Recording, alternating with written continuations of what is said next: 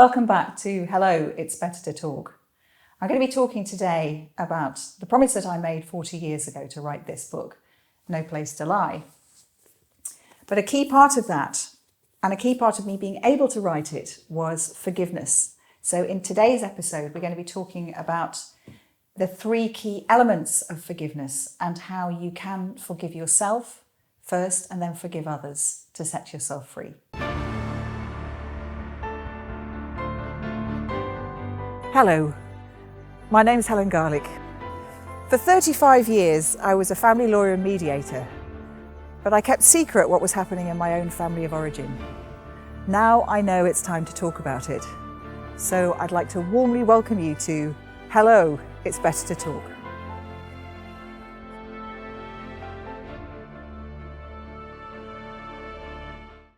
So today I'm joined again by Tim Rice, my husband and relationship counsellor, because we thought we might talk a bit together about forgiveness and about when you've been through, some traumatic times yourself and about how you do forgive yourself, really. Because I think for years I just really tried to be strong on the outside and to kind of power my way through life. But on the inside, I was a bit wobbly, and sometimes quite wobbly. Although I could, I was a functioning wobbly person on the inside. But I think one of the things I learned over time is that actually it needs to be the other way round.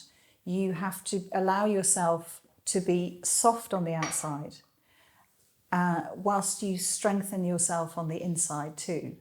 So that it isn't about kind of going through life being a fake, putting on a mask, pretending that things are okay. It's actually quite important it's very important to be vulnerable and to allow yourself to touch into the things that have hurt and talk about them in a safe space where you're heard. Because if tough stuff has happened, that hurt really needs to be acknowledged and listened to. And it's only when that happens that you can release it. And it doesn't necessarily, in fact, probably mostly isn't the person who may have hurt you that's going to be listening. But finding a space to talk. I don't know, Tim, do you want to talk a bit about that? A whole lot of examples come to my mind from clients that I've seen where they have had something in their past, and it might be their childhood or it might be something perhaps in their adolescence or something where they've been hurt badly and it stays with them. And one of the elements of it, of course, is that you want ultimately to kind of reconcile yourself to the person that may have done it to you. But the point that you're making, which I think is spot on, is that you've got to forgive yourself first, because there's a tendency to blame yourself for what happened, or at least, not to understand that you need to heal yourself before you can move on and forgive the other person. Yeah, I think that's a really important point, because it feels to me as if I hate being, I don't want to cast myself in a victim mode. There's some tough things that happened to me, but it wasn't my fault that they happened.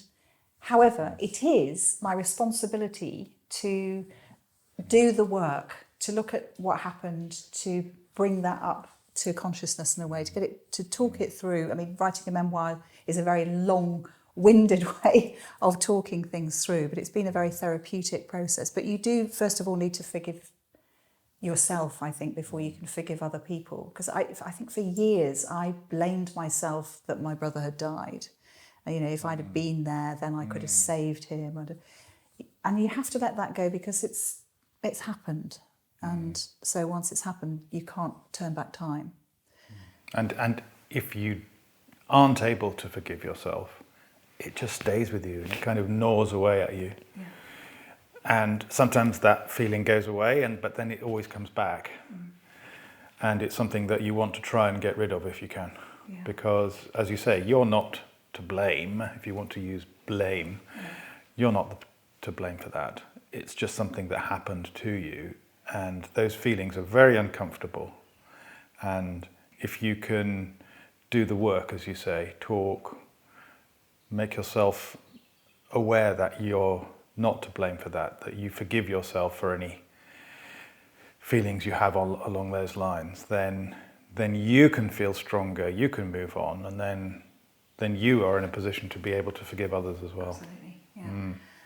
And it feels to me that the keys for this are acceptance of what happened, sort of looking at it in the face and saying, okay, so this is what happened, and I accept what happened, I accept myself and my role in this, and then having a form of compassion for oneself. Being really kind and loving to yourself, because often the voices that go on in our head are so unkind.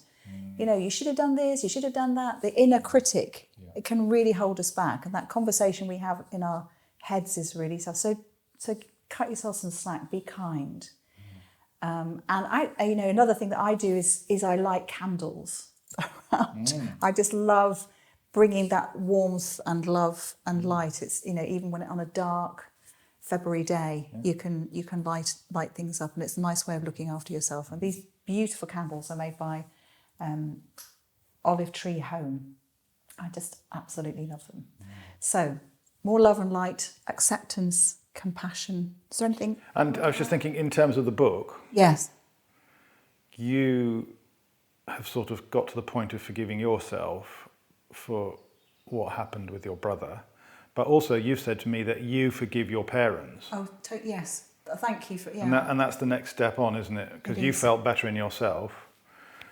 You've come to a sort of acceptance of things within yourself, and then you can then move to move that towards your parents, to move it on. Surround them with, in my head, in my mind, I surround them with love and light.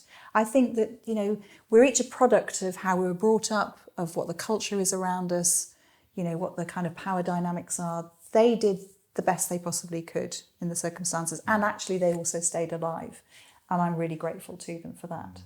My dad almost had to get through his life by believing that my brother had not taken his own life but had an accident, and that's okay.